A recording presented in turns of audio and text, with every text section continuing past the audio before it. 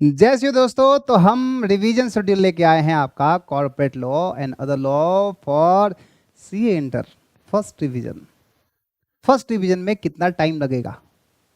Sir हमने duration बताया था कि साहब टोटल कुल मिला के अपने 65 घंटे लगेंगे, तो 65 घंटे लगेंगे, 65 के पे 70 लग जाएंगे। अब वो कैसे, किस चैप्टर में कितना टाइम लगाना है, पहली बात। दूसरा, हमारे रिवीजन का सोर्स जो होगा, कोई ना कोई टीचर का आपने सोर्स ले रखा होगा, उसके अकॉर्डिंग है। यानी बिल्कुल स्टडी मटेरियल लेके नहीं बैठ जाना अचानक, क्योंकि फिर वो तो पढ़ाई हो जाएगी, रिवीजन थोड़ी ना होगा।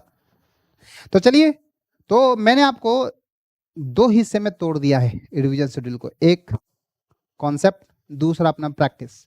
सबसे बड़ी दिक्कत क्या आती है लॉ थियरी पेपर में? लॉ हो गया, ऑडिट हो गया, एसएम हो गया, उसमें बच्चा पॉइंट तो थोड़ा बहुत रट लेता है लेकिन लिख नहीं पाता, इसलिए मार्क्स नहीं आते हैं। तो आपको एक काम करना है, जिस तरह प्रैक्टिकल सब्जेक्ट आप पढ़ रहे होते हैं उस समय क्या करते हैं, आप लिखते भी हैं पढ़ते भी हैं। सेम वही स्ट्रेटजी यहां भी लगाना है कि भाई पढ़ेंगे भी साथ साथ लिखेंगे भी। रिवीजन जब करें तो शॉर्टकट में कुछ ना कुछ इस्तेमाल लीजिए कि प्रीलिमिनरी एक्सपेंसेस है, तो प्रीलिमिनरी एक्सपेंसेस नहीं लिखना, पीई लिख लेना है। जो कीवर्ड्स है उसको भी लिखने की कोशिश करनी है, ताकि हमारा ना फोकस रहे। सबसे बड़ी दिक्कत है थियरी कैसे पढ़ें, कैसे पढ़े, कैसे पढ़े।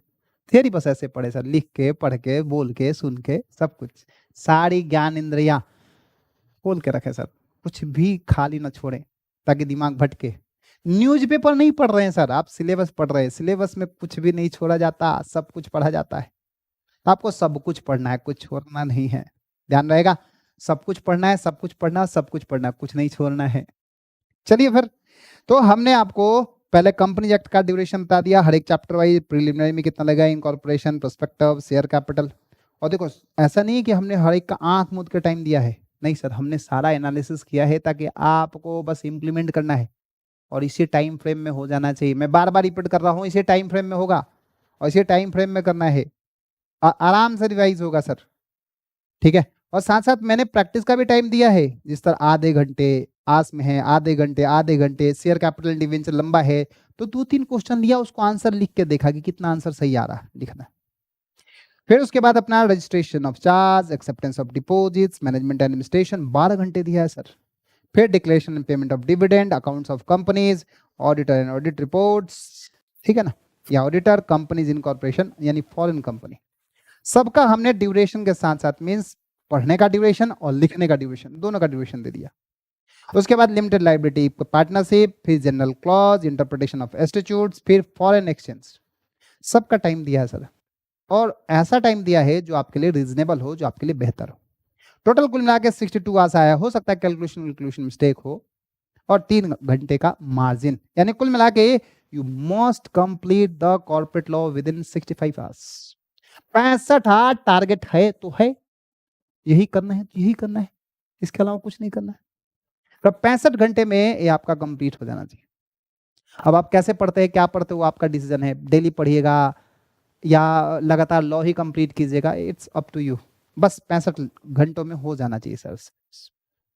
साहब एकदम समझिए, मिशन है, इसी के लिए चल पड़े हैं। जिस तरह आर्मी जब निकल जाती है ना, निकल जाती है सर, उसको कुछ नहीं सूझता, बस टारगेट सूझता है। बस उसी तरह से टारगेट सूझना चाहिए। अर्जुन को जिस तरह से मछली की आंखें दिखती थी ना साहब, वैसे ही आपको भी बस सिलेबस का कंप्लीशन दिखना चाहिए, प्रॉपर रिवीजन दिखना चाहिए, और कुछ नहीं दिखना चाहिए, ध्यान रहेगा।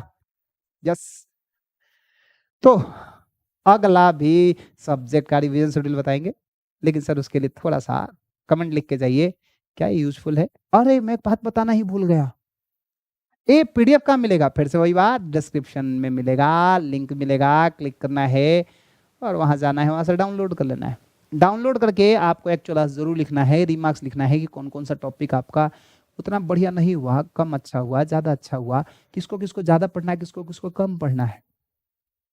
और हाँ, इसका वेरिएंस भी बताना है। वेरिएंस समझ देना, जो एस्टिमेटेड टाइम मैंने दिया है, जो आपका एक्चुअल टाइम होगा उसका वेरिएंस, ताकि अगर हमसे कुछ गलती हुई तो हम उसको सुधार सके। लेकिन मुझे पूरा विश्वास है अपने आप पे कि जो मैंने शेड्यूल दे दिया तो दे दिया साहब, दे दिया मिस दे दिया। बस आपको भी ऐसे विश्वास होना चाहिए टीचर पे कि जो इसने शेड्यूल दे दिया तो दे दिया, उतने में हो जाना चाहिए।